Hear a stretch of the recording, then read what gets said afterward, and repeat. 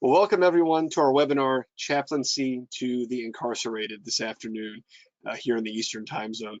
My name is Michael Skaggs, and I'm Director of Programs for the Chaplaincy Innovation Lab. And we're very happy to have with us today Reverend George Williams, who is a Jesuit priest and until last August, chaplain at San Quentin Prison in California.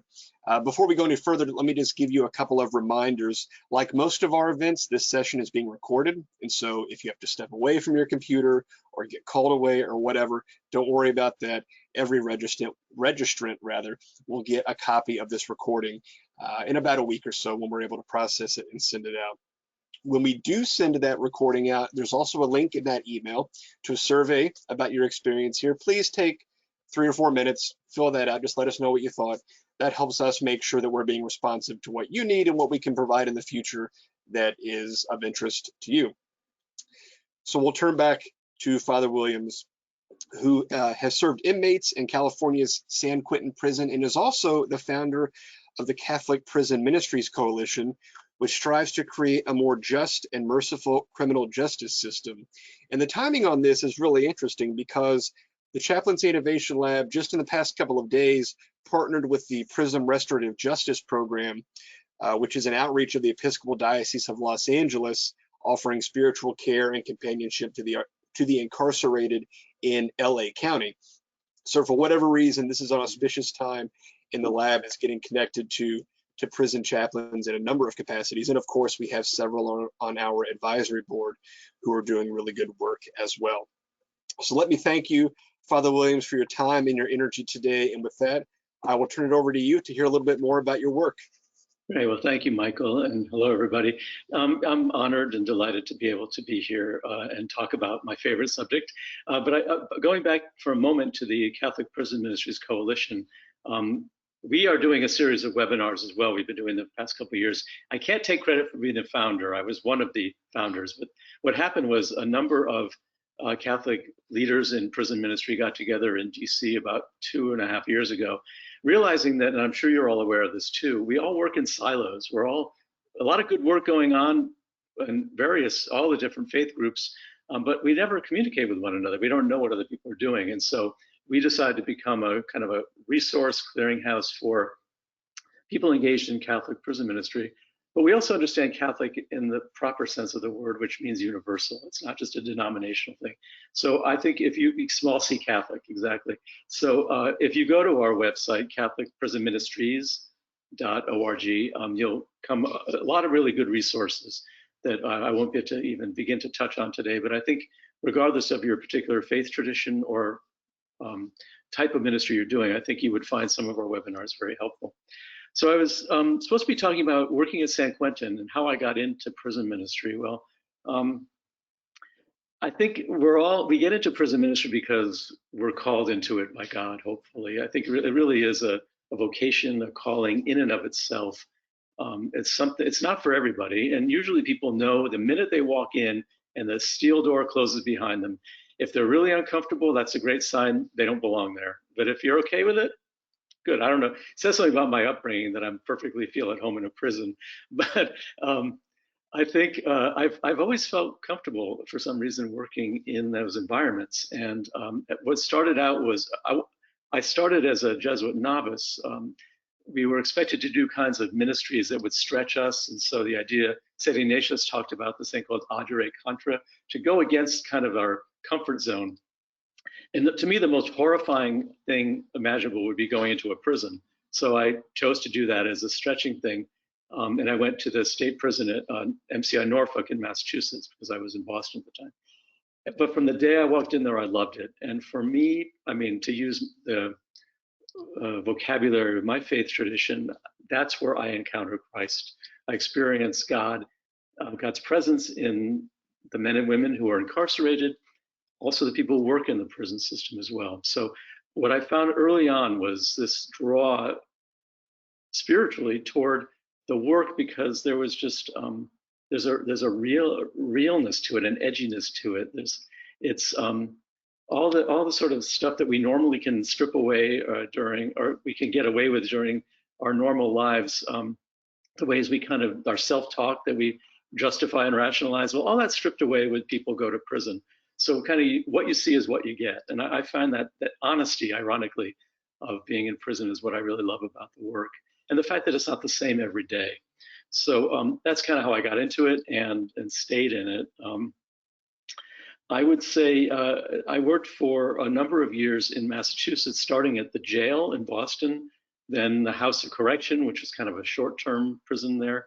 And then I got hired in the state prison system as a chaplain, all the while I was going through theology studies. But for those of you who are students, what I found particularly helpful for me was that the prison work that I was doing while I was in studies completely contextualized what I was studying and made that real. It put a different spin on the approach. And so things like liberation theology, how to preach, how to pray in public, all those things were really informed more really by my work in prison in a way than some of the courses that I was taking. So if I would encourage you to get involved, even as a volunteer while you're in studies, and it brings the, it's like, why are you doing theology studies? Well, this is why, because it's real here.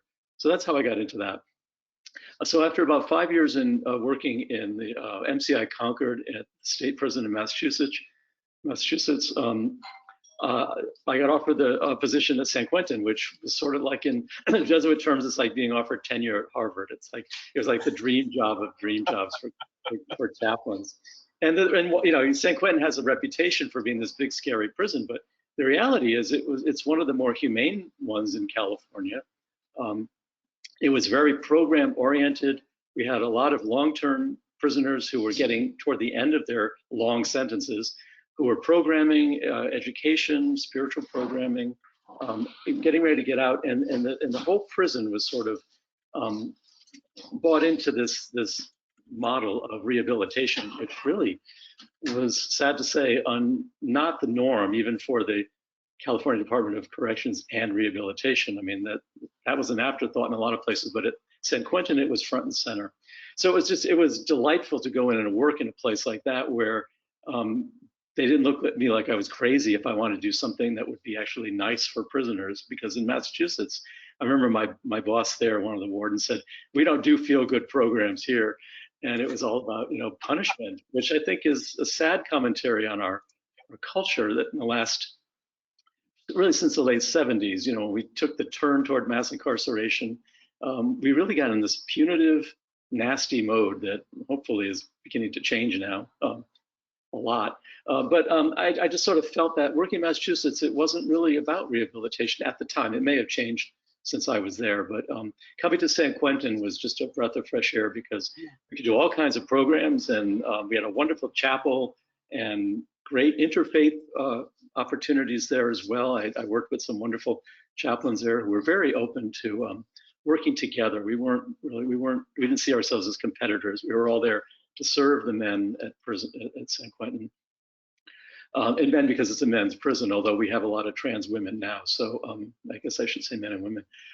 The other thing about San Quentin that's unique is that it's the home of California's death row for men, where we had 735 men waiting on death row.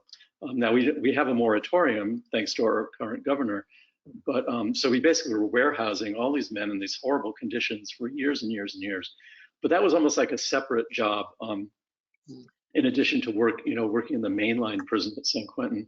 And that was challenging. That was the things that, you know, when I first heard about the job, it's like a little intimidating thinking about going to work on death row, but it was actually a wonderful experience to be there. And it was more of like my experience with the men and women in Massachusetts. It's everything's stripped away, and, you know, people there are really often searching for healing, for forgiveness, and so as a minister, it was a real gift to be able to be there and minister with them. Which kind of brings me up to COVID, and what happened was back as it began, you know, around here in March and things were locked down, the prison did a really good job initially at screening and keeping everybody safe.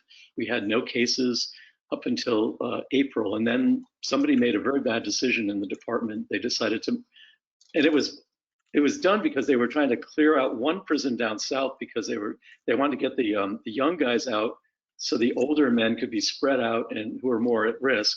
So the intention was good to kind of protect the inmates down there, but what they ended up doing was sending men who ended up being infected to San Quentin. And it spread like wildfire because it's an old prison. You had these tiny little cells that were 5 feet wide by 11 feet deep, with only, no windows, just bars in front, and 2 men living in these tiny cells. So they were packed in there like sardines, and as soon as it got in there, it just spread. So I was in there the whole time, and we were doing all the precautions we could. But at one point, there were like 1,500 prisoners who were tested positive for COVID. Hundreds of staff members were getting sick. I got tested on June 24th positive. I knew I had it because I had lost my sense of smell and taste.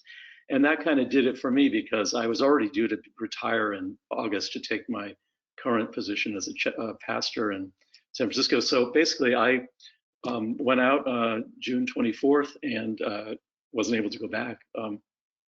Fortunately, I didn't have any terribly bad symptoms other than losing my sense of taste, but that came back. But what was really heartbreaking was that as it spread through the prison, we had a lot of older guys, especially on death row. We had almost 30 deaths among the prisoners, and I knew all these guys, so it was really heartbreaking. We had one correction officer who died, who was very well liked, and he was a good man.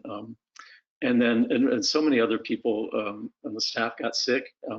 What happened too is that, I've continued to be in touch with the prisoners, and there were times when there were so few staff that they didn't have enough people to bring the guys meals, like on death row, and these guys are locked in their cells all day. So they basically go without eating that day.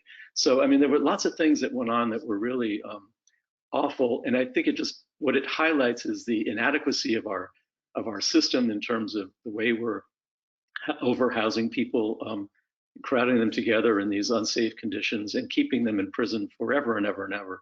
So hopefully it's been a wake-up call in terms of, how we cannot sustain this inhumane system, and the COVID virus simply brought that out to the forefront, as it has so many other sort of fissures and flaws in our society. So anyway, so what's unique about prison chaplains? I'd say a lot. A lot of you are probably hospital chaplains or perhaps military chaplains. And I've had experience with both because I was in the military, and I was very fond of the chaplains that I knew. They were very helpful. I wasn't a chaplain at the time, they were very helpful, but that's a very specialized ministry.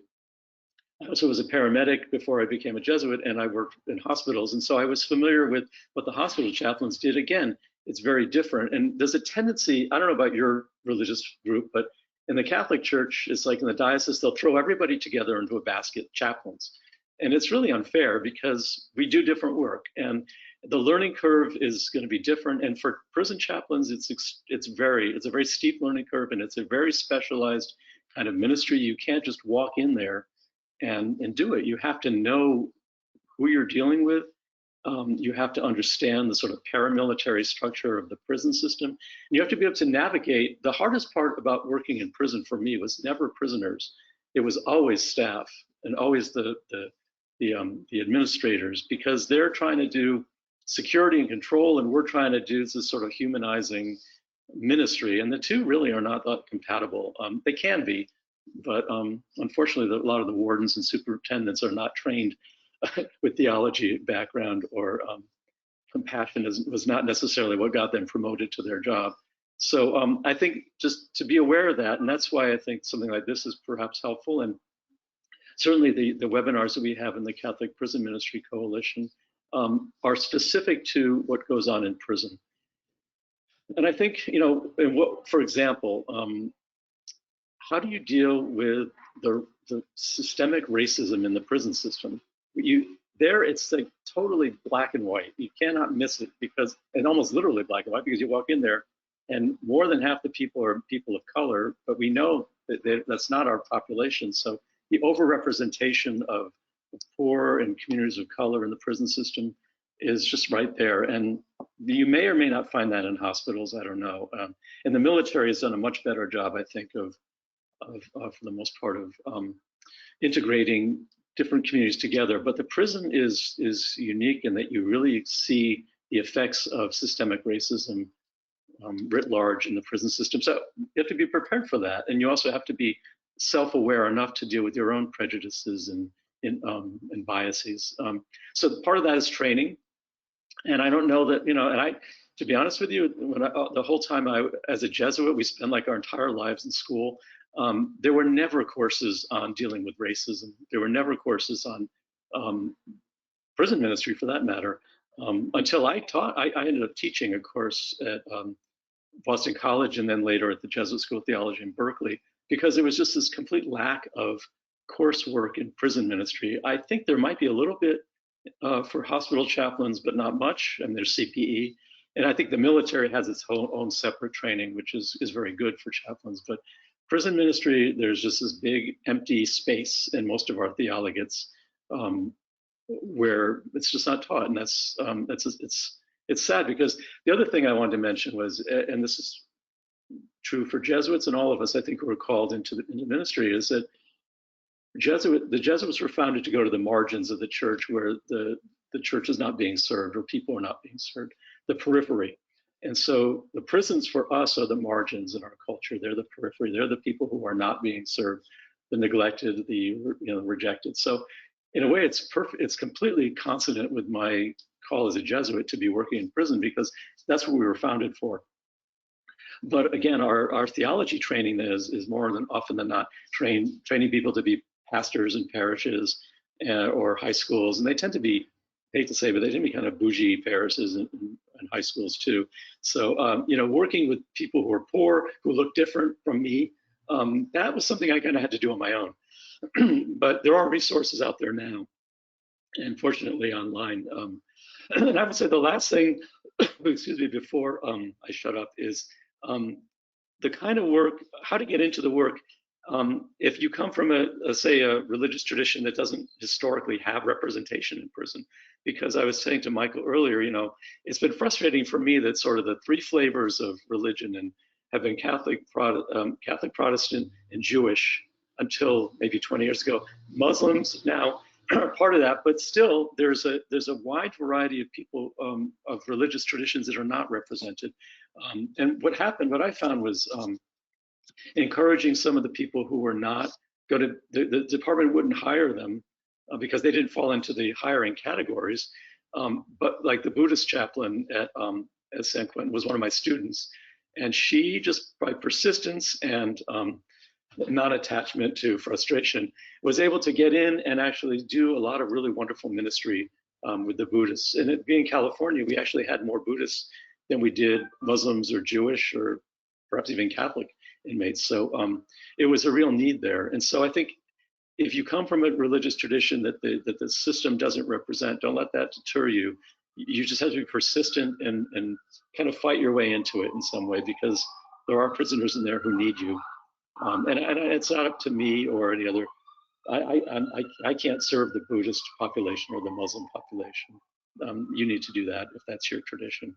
Now, the other thing is, of course, as a chaplain, you have to be willing to work outside your denomination. And I found that the Jewish chaplains and the Catholic chaplains were usually better at that because of our theological training.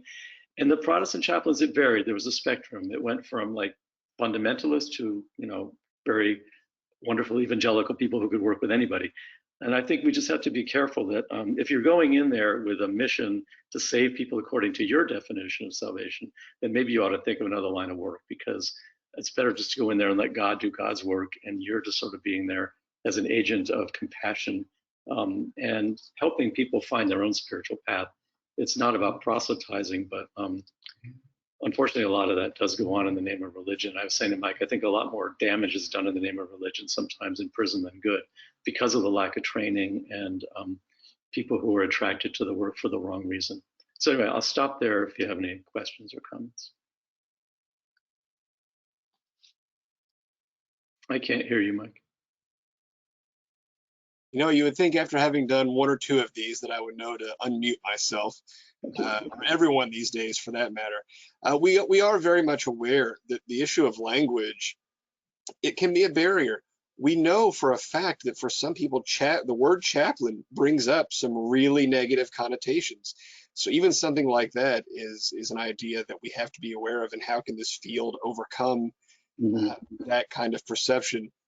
So we have lots of questions coming in here in the Q&A. I have a couple of questions. The first one I want to ask, though, was from a hospital chaplain who emailed me a few days ago and said, I don't know if I can come to the webinar, but I would like to hear the answer to this. So I'm going to ask it, and it's a really interesting question. I did a lot of thinking about how to care for incarcerated folks in a hospital setting after the major outbreak at San Quentin last summer. There were so many men from San Quentin in need of hospital level care that most hospitals around the Bay Area received a significant number of San Quentin patients. We were unprepared for how best to care for these patients spiritually, with prison rules and procedures bumping up against our own. So could you touch on how hospital chaplains can care for incarcerated folks who are hospitalized? I'm sure I'm not the only hospital chaplain who's bumped into this issue. And we certainly have a lot of hospital chaplains here, and I'm sure they've all come across prisoners. Yeah, that's a really good question. I mean, often the closest hospital to San Quentin was Marin General, and I would often go visit the guys who were our prisoners. And I had worked with the chaplains there because, unfortunately, especially when you're dealing with higher security prisoners like the death row prisoners, they just won't let non-staff near them. And I think that's the only way around that is to work with your staff at the hospital chaplaincy level, with the chaplaincy staff and the warden's office at the prison, and try to come up with some kind of a working relationship, because they're not against having people minister to their prisoners, but there's the security reasons, and often it's to protect the prisoner as well, not just the public. They may allow you to go through some training at the prison to sort of volunteer training, and in order that they would feel comfortable with you being able to have access to the prisoners, because that's the bottom line. I mean, it's basically when a prisoner goes to the hospital, usually he or she goes with 1 or 2 guards with them, and it's like a little piece of the prison is imported into the hospital, but they're sort of kept separate from the other patients. So it's the only way around that I'm aware of is to work with the prison staff. And you probably want to do that at the level of the chaplains at the hospital and at the administrative level at the hospital.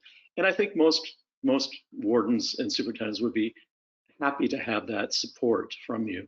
The only other thing I'd say regarding the word chaplain, I do understand why it has some negative connotations to people. I'd be happy if people would just learn how to spell it correctly.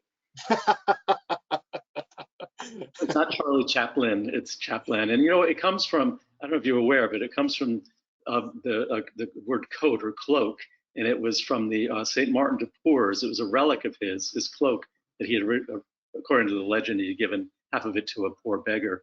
But keeping this cloak in the as a relic, it was taken into battle by the French kings, and the person in charge of taking care of the capa, the coat, it was called the chaplain, basically, and it's handed down to us. So the historical, the keepers of the cloak, it's kind of a charming story. I don't know how true it is, but anyway, learn how to spell it right. It is interesting. I don't know that term's going to catch on as a replacement for chaplain, keepers of the cloak, but it's good to have in mind. Just so you know where it came from, yeah. Of course, of course. I want to ask, there was a question that popped up in Q&A, so I'm going to kind of combine 2 questions here. You had mentioned working with inmates that were on death row, and I think that there are some parallels here, especially with chaplains who might be working with people who are terminally ill or otherwise in situations that are not going to improve, to put it mildly. How did that work differ qualitatively from what you were doing with the rest of the prisoners, either death row or people that were, life, no parole? Nothing was going to change in terms of their incarceration. Mm-hmm. That's a really good question. I think first of all, life without parole, in my opinion, is actually more cruel than death penalty. It's just sort of the slow motion execution, and it just drains people of their spirit and their life over time. I think working with the men on death row,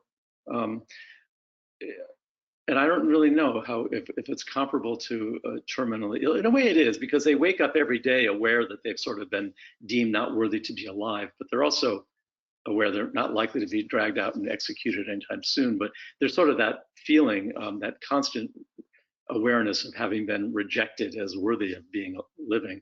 So I think for the work in there that might be a little different from the mainline guys, the mainline prisoners for the most part had the hope of getting out at some point. They had some incentive to improve themselves in order to be able to get out and have a life again, even if it took 30 years.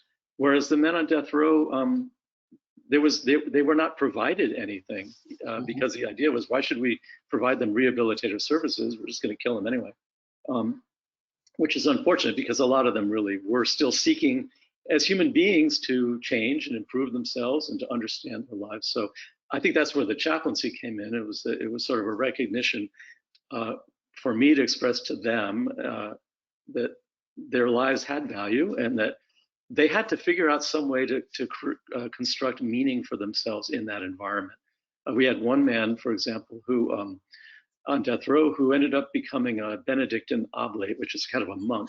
He took vows as a monk because he said, I'm living in a monastery, basically. I'm stuck here. I might as well pray and do something good with my life. And it was like, yeah, it was really very inspiring. And I think a lot of the men, even on death row, want to do something in a way, whether it's repairing the damage they did or giving back to society in some way. They want to matter, and they do matter. I mean, I believe, of course, they never lose their dignity as human beings, but the system pretty much does rob them of that. So I guess it's a ministry of presence, helping people make meaning of their condition. And sometimes it is a matter of preparing to help them to die. For example, a lot of men on death row would ask me if it was, if they would go to hell if they committed suicide, because it seemed like suicide was the best option for them because they didn't want to face getting old and sick in this cold, damp cell and dying like just miserable conditions. And so, the dilemma for me was like, well, I don't believe God's going to send someone to eternal hell for that. But if I tell them that, it's sort of like giving them a pass and saying, yeah, go ahead, kill yourself. So I would often say, I don't know. I don't know what the consequences are. I don't think it's probably not a good idea to kind of test God to find out. But, how can we find ways of finding great gratitude and meaning in your life that's not the only option. But it's difficult because that's a very common thing. But the other thing is, and we have so many elderly prisoners that they would become terminally ill. They would get cancer, or they would have some other conditions, and a lot of it was helping prepare them to die. And so, we have in the Catholic Church, we have the anointing of the sick, which was very powerful and meaningful and healing for a lot of them. A lot of them want to avail themselves of confession. To kind of get off their chest what had happened before they go, so that they could kind of let go and die in a sense of peace. And so that was actually very moving for me. A lot the men who did pass away, so many of them were able to die in peace, which was a gift to be able to be part of that. Yeah. Related to that, there's a question that one of our guests tossed in because they may have to leave, so I want to make sure we answer it as soon as possible. You mentioned at the beginning that San Quentin was actually fairly nice as far as prisons go. I'm hard pressed to believe that someone with tenure at Harvard would swap places with a chaplain at San Quentin, but maybe. But this question is, how did the culture at San Quentin reconcile the fact that over here you have a relatively humane program that is focused on rehabilitation, and then over here you have executions? There's a big gap there. Yeah, so what's in the gap? That's a really good question. Part of it is just sort of the schizophrenia of California's approach toward punishment. I mean, we're a very progressive state, and yet we have, we still have the death penalty. We still have some of these regressive prisons that are just hellholes. Yeah, I don't know. to be honest with you, I think what helps San Quentin. I mean, it's not a nice prison in terms of housing. it's way out of date in terms. It's uncomfortable. It's crumbling. But what makes it better for the prisoners there is that they have programs and they had tons of volunteers from the community. Being in the Bay Area, you know, a lot of people, whether it was from Stanford or Berkeley, had an interest in what went on there. And so the prison always had to be transparent because there were a lot of smart people looking at them and wanting to be involved. Now, historically, you know, I mean, I think some of what happened in the past, when ideology got mixed in the 70s, you know, they ended up getting George Jackson and those guys all got killed because they were sort of being put up by the ideologically as the vanguard of the proletarian revolution, and the left-wing people in Berkeley loved it. But the trouble is they weren't, and they were prisoners, and they ended up getting killed. So I think there's sort of expectations on the one hand, a lot of projection that goes on with people toward prisoners.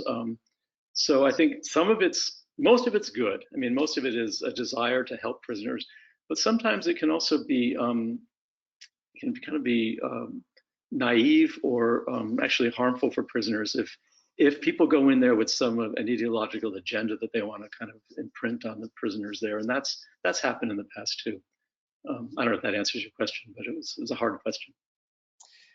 Well, there's a good follow-up that gets exactly at something you just said, and it's a practical question. What are some of the programs that the prison had, or that you implemented, that you used, that were the most impactful for inmates? Yeah, I'd say, well, in addition to, you know, the religious services, which were very well, and they were open to everybody, and they were very joyful. But we started a restorative justice program that was a combination of using restorative justice listening circles, and we had a circle process where the prisoners were trained to be circle leaders, and they would be able to share a lot of what went on in their lives. And it was really an amazing process of trust building, because in prison you don't trust anybody, but in these circles a lot of truth would be expressed and a lot of healing happened. In addition to the weekly circles that we had once a month we'd have a weekend seminar, and we'd bring people in from the area, which is another nice thing about being in the Bay Area, because there's lots of people here who are involved in this kind of social justice work. And we'd bring in people who were, say, DAs, attorneys, parole officers, victims of crime, people who would talk about the impact of crime on them as having been victims, and the men would hear this and have a chance to sort of respond. And for a lot of them vicariously, it was actually very healing, because it was similar to the crimes they may have committed, and they're not allowed to talk to their victims, but they would hear from these people some message of kind of healing and hope. So I'd say the most effective thing we did in the Catholic Chapel was our restorative justice program. And as time went on, we were evolving we were calling it Transformative Justice, and the idea was to train the prisoners for conflict resolution within the prison itself, so that rather than rely on the guards or the correction officers to kind of be the ones who have to police everything. It was almost like defunding the COs in the way, and making the prisoners, empowering them to solve some of the disputes that went on there in nonviolent ways. And we were just getting into that. It was actually really powerful, and then COVID hit. Yeah. Yeah. This is a great one, and it's on many people's minds, I'm sure. When you were working as a chaplain there, what did you do for self-care? How did you keep your center, basically? That's a really good question. I'm glad they asked that, because that is so essential in that work. In fact, I did my doctoral dissertation at Northeastern on staff resilience and burnout. And because I was aware over the years of just watching people burn out, you are going to burn out in this work. It's inevitable, because if you have a heart, if you're sensate, you walk in there and you're surrounded by suffering. And so if you don't take care of yourself, you're going to last about a week. And even if you do take care of yourself, you're going to find yourself getting worn down, and you have to figure out ways of coping with that. Or in my case, I also realized about a year ago, I'm starting to feel like the people that I was interviewing in my dissertation research, I'm getting a little burned out here. So I was aware that I needed to step back from it for a while myself, even before COVID, So I think part of it is just being aware of yourself and your limitations, and but definitely taking a minimum of, you need 2 days a week off. You need to get away from all of it. You need to exercise. You need to, and probably the most important thing, of course, is you have to have a connection to the divine or your higher power. If you're not praying in some way, you're going to get chewed up by the spirit of these places, which is really kind of evil sometimes. Again, to use my tradition, I mean, there are good spirits and bad spirits, and it's not the prisoners; it's actually the system itself that will grind you down, because you just see this sort of injustice on a daily basis, and it's heartbreaking. Plus, you're just dealing with people who are in pain, who have been traumatized. And there's something about prisons that is inherently traumatizing for everybody. So even just going to prison as a prisoner is traumatic, but going in to minister to them, you end up getting some of the vicarious traumatization going on. And you have to be aware of that as well. So I would say prayer, exercise, have a good spiritual director and or psychiatrist or psychologist, somebody to bounce things off with, have a social life, have time off, have a hobby, something that you enjoy doing.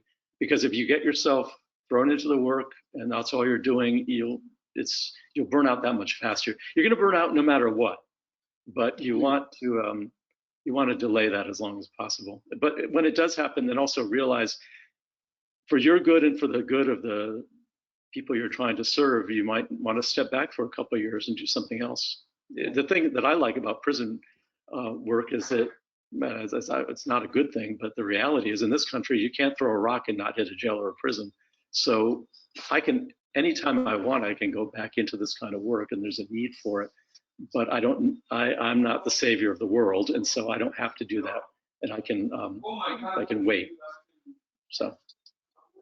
It's interesting, and I appreciate that reframe of you said you're gonna burn out, because a lot of times we focus on how do we prevent that, how do we see it coming and do things to keep it from happening. But if we look at it that way, then when it does happen, that feels like a failure.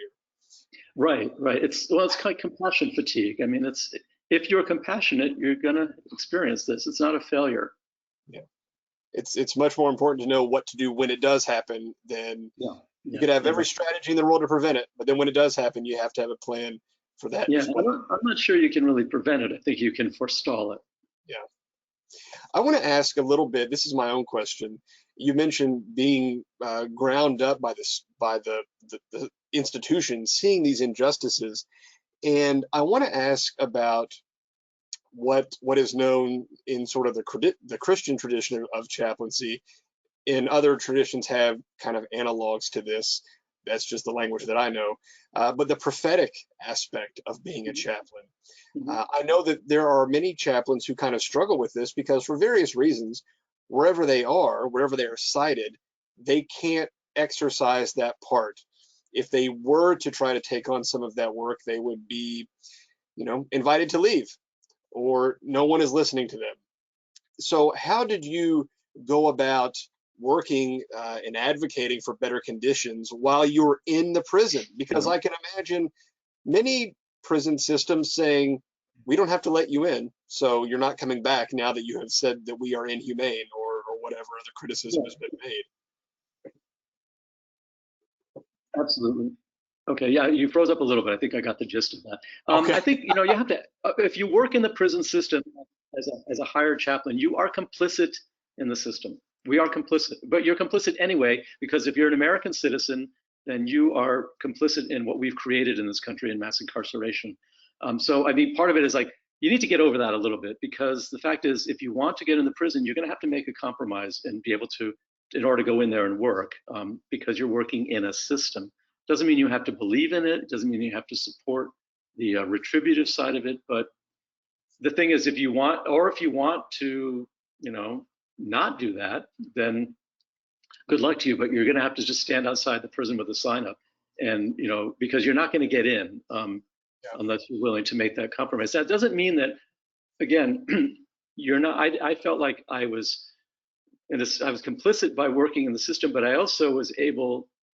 Part of getting the doctorate too, and was that I wasn't going to be there forever, and there'd become a time when I could advocate for prisoners much more openly than I could as a chaplain when I got out. And so I have the experience, having worked in there, having seen it with my own eyes, that I feel like it gives me some credibility. So I think it's really kind of if you really want to be of direct service to these men and women who are hurting, then you have to kind of swallow a little bit of your pride and go in there. The same with the military. I mean, you can be against what the military is doing, but the men and women who are in the military serving still need your spiritual support in some way. So I think those are just kind of compromises we have to make in order to reach within these systems without letting the system get us, because the danger, somebody said to me a long time ago, it was early on, they said, if you stay in this work too long, you either become a convict or a cop. And that can happen. You can over-identify with the prison culture, which isn't really all that a good idea. Or you can over-identify with the security apparatus and become like a cop with a collar on, and that's bad too. So you have to figure out a way to negotiate those harsh edges. Speaking of collars, it's very easy to identify who you are, at least in some sense. Right. And we've had a couple of questions that touch on the difference between a chaplain who comes from a tradition that ordains, or maybe a lay person within that tradition, or maybe they come from a tradition that has no ordination or its equivalent. In your experience, how were those different groups, how did they interact with the system? Was it as easy for a non-ordained person to become a chaplain, or were there additional hurdles there? Does the collar give you kind of a little bit more of a vouch for you a little bit more, I guess? I'll tell you, the collar didn't help much when I was working in the prison system in 2002 in Boston. It was like the things I got called were horrible. Sure. So yeah, I mean, I don't like being clerical. I don't like some of the baggage that comes with being a clergy person. But in a prison system, everybody's wearing a uniform, and I found that it was actually a service to the men and women and the staff if they knew who or what I was. Otherwise, I'm just some white guy walking around the prison. I could be, a social worker or a counselor or a parole officer. So this said to people, this is what he is, and that helped. I found it helps to have a uniform, even if being ordained or not is not important, to be honest with you. Probably 5% of my work required the sacramental things that a priest does. The other 95% was a ministry of presence. So it's really not formal ordination that gets you in. It's your own sense of you being called in there. But once you're in there, you do have to be in some way distinctive to the people. So I don't, like the Muslims, the Muslim chaplain always wore clothing that was distinctively Islamic, and the rabbi had a kippah, and the Protestant chaplain always had a big cross. I mean, it's like something. Now, I don't know. I think part of it too is once people get to know you, you can just go in and I could have gone in street clothes and it would have been fine after they knew who I was. But it takes about a year minimum, and more like 2 years for the staff and the prisoners to kind of accept you and get past the lack of trust. Once they know who you are, and that's really just relationships, then that speaks more than the collar will. But the collar does make it easier in the sense that it's an identifiable uniform. And if you have some kind of uniform in your tradition, go for it. I'm glad you mentioned staff, because there's a question here, and I want to sort of combine it with a question of my own. You had mentioned that staff were part of the COVID outbreak, of course. Lots of them had to deal with that as well.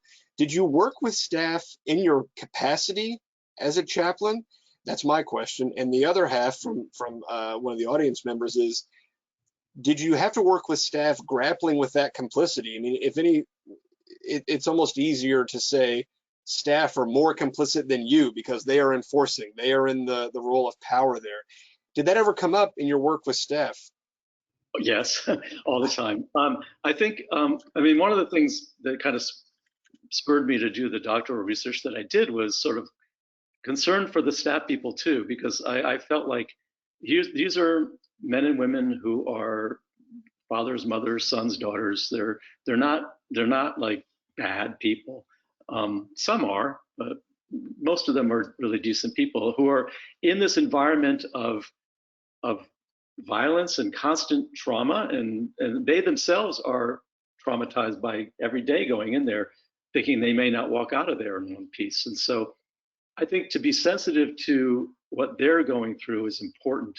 I found it was easy to minister to the staff, but I had to do it not in front of the prisoners. You know, it's like I would do baptisms, I would do marriages, I would see them off campus or off the prison, because they needed help, and they needed support, sometimes more than the prisoners did, because the rates of substance abuse, family violence, divorce, suicide are astronomical for prison staff, correction officers. So they really are kind of people who are in a very, very thankless, difficult job, and the hazards of their work are toxic and deadly. So yes, you can minister to them. You need to minister to them, and there's also people in the system who are awful. And I mean, I had situations where, if I saw something really bad and I kind of quietly reported it up the chain, like so-and-so is abusing this prisoner, they'd turn around, let the cop know that I ratted him out, and then it would come back to me. So I got burned a couple times by people who were not nice people. But more often, that was maybe 1% of my experience. The other 99% were people who were really trying to do their jobs and were really appreciative of any sign of care or compassion. So do not fall in this sort of trap of going in there thinking, I'm going in here for the prisoners and these are bad people, these guards, they're evil, mean, bad people. They're not. I mean, some of them maybe, but not because they're guards. Not because they're guards. I mean, it's like saying, it's like, whatever, I won't try to compare them. Yeah. So those are some of the specific issues that are going to come up in prison, and maybe not in other contexts. This is a really great question. And I think that a lot of people here are wondering it, or if they're not wondering it, they'll appreciate an answer. So this student says, I feel very called to prison ministry, but I'm currently planning to do a year-long CPE residency in a hospital. And I'm guessing that for this person, it's because most residencies are in hospitals. If you want to do CPE, that's where you're going to do it. Does that help me in any way, or should I look for another preparatory program that is more specific to prison ministry? In other words, does CPE outside of prison help prepare you to be a prison chaplain? Well, CPE outside of a prison will help you be a chaplain, but you're going to have to figure out how to be a prison chaplain after that. So yeah, I think it would certainly. It's great you're doing that, and it is something, and you need to do it because often they won't hire people without at least one unit of CPE. But so I think the skills you pick up there, regardless of where you are, will be helpful. Unfortunately, I don't even know of any current prison-oriented CPE programs. When I did CPE, I was able to use the prison as my, I don't know, a field placement. I know another plug for the CPMC, the Catholic Prison Ministries Coalition, in coordination with the National Association of Catholic Chaplains, and I'm part of this too. We've been developing a CPE-like program that would be a year-long online training for people who you won't get CPE hours, but you'd get the equipment, you get the basic kind of training you would get in CPE, but it's very much focused toward prison ministry. If you go to the website of either the NACC or the CPMC, you can find, we're actually starting that in April. And that might be something you can do in tandem with the hospital CPE, if that doesn't kill you with CPE stuff. But yeah, I'd say, yeah, by all means, do the hospital, but bear in mind that they're not the same. There are similarities, but they're not the same. Sure. I want to take someone that submitted a comment. I'm going to turn it into a question. The comment is, in British Columbia, where I served as a Jewish prison chaplain, my colleague, who was a Wiccan, was fired by the federal government when they realized they had her on the federal payroll. She was beloved by inmates, and we started a petition against this action, and eventually the government backed down. This is a comment about how we as chaplains have to be proactive in changing institutional culture. That's a very good point. I am curious what you experienced when you would come across a need that fell, what we might say way outside of that three-part Protestant, Catholic, Jewish, that, maybe the prison wasn't equipped to handle, but you're the chaplain. And even though you're a Catholic priest, you got to deal with it. Yeah, I mean, again, it goes back to that small C universal. My sense of myself in the chapel as a chaplain was not to be pushing a Catholic agenda, but to meet the men where they were, whatever their religious tradition was, and help them experience that religious tradition. Because I believe that they all have the power of bringing people in line with the divine and with God. So it's not. I loved our Wiccan volunteers and our community there, and they never had. They didn't. The department will not hire a Wiccan because they're not part of that group of 5 faith groups, which I think is totally unconstitutional. But that's what they do. I was in charge of the Wiccans, the Rastafarians, the Odinists, and that's sort of fraught because a lot of those guys were skinheads. But if they claim that they're worshiping the Norse gods, I take face value. I'm not there to kind of dissect that. The Nation of Islam guys, because the Muslim chapter didn't want to deal with them, so I got them. I had the Jehovah's Witnesses who considered me an agent of Satan, but I loved the guys. They were wonderful, and they were very good to the guys there. So, I mean, basically, it doesn't matter what the person's religion is. If it could be totally contradictory to mine. For that matter, Satanists. I mean, I often get, I worship Satan. I want the Satanic Bible. I say, okay, I'll get it for you. And I gave it to him. Some Catholic chaplains was like, oh my God, you can't do that. I don't know, God's going to straighten this out. It's not my job. So basically, I say you just have to go in there with an open mind and meet people where they are and do the best you can to support them. And in the case of the Wiccan chaplain in Canada, I'm glad that the other chaplains stood up for them, because we need to do that as well. We need to really advocate for the people who come from faith traditions that don't have the sort of institutional power that the mainline churches and faith groups have built up over the years. It's so interesting to hear you say that, you would have Satanists or whoever asking you to help them practice their faith, and you accommodated that. This is a radical example of the openness that is required in chaplaincy, that a lot of folks are just never going to have exposure to that. If you're the chaplain at a hospital in a rural county, you're probably not going to come across issues like this. You can't avoid them in prison, and you really have to ask yourself, what am I doing here as a chaplain? I think that's really interesting. Well, I think the military, at least in the United States, does a very good job at making sure that their chaplains are not proselytizing, that they're open to all these different, expressions of faith. That's not the case in the prisons as a general rule. And I hate to say it, but I would rather deal with Jehovah's Witnesses any day than some of the Catholic and Protestant chaplains I had to deal with, because they were just, there's tunnel vision about, their faith group. Oh, so I had the Mormons too. I love the Mormons, but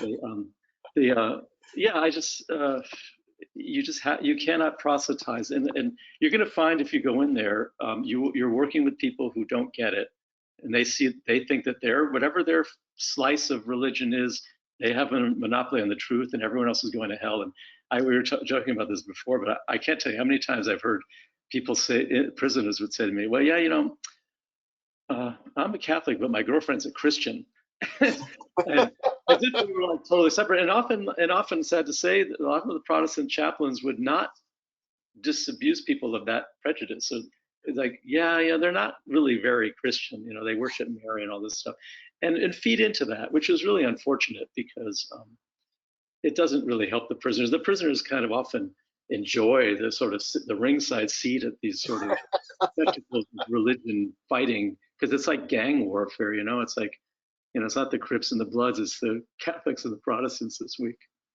Yeah, well, certainly that is a conflict that predates the Crips and the Bloods by a couple of centuries, at Yeah. least. I'm Yeah. going to ask one more question here from the audience, and then we'll have to wrap up.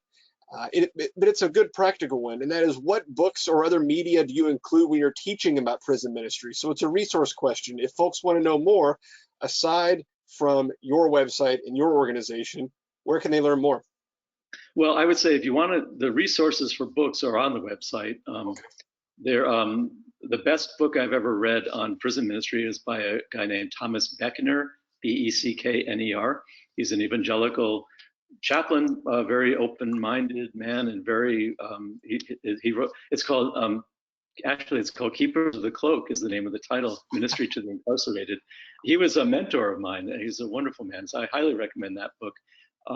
If you haven't read Isabel Wilkerson's book on caste, read that now, because I think a lot of, especially issues around race, are important to be aware of as you're going into the prison system. So, and of course, Michelle Alexander and Byron Stevenson, all these books like Just Mercy and The New Jim Crow, all these books are listed on our website as resources, but there's a lot out there. There's not a whole lot of really good stuff that pertains specifically to prison chaplaincy. That's why I would recommend Beckner's book, because I think he does, and he kind of gets the big picture. But that's, yeah. Wonderful. Well, thank you. And thank you all for joining us. This has been so instructive. And, you just said there's not that much good work on prison chaplaincy. It's a field that we just don't know all that well. And so I think that we're all grateful for a chance to look inside every once in a while. So thank you. I'm going to remind everyone this session was recorded, so you can always go back if you missed a point or whatever and listen again. And then keep an eye out for the follow-up email that we'll send. It's going to have a link to the recording, a link to our survey. Please spend just a few minutes filling that out. And then I'll also make sure I include a link in there to the webinars that Father Williams talked about at the beginning, as well as the resources that he just mentioned. So you'll have all of that material will come directly to you automatically here within the next week or so. Thank you very much. Have a great afternoon, everybody. Bye-bye. Bye-bye.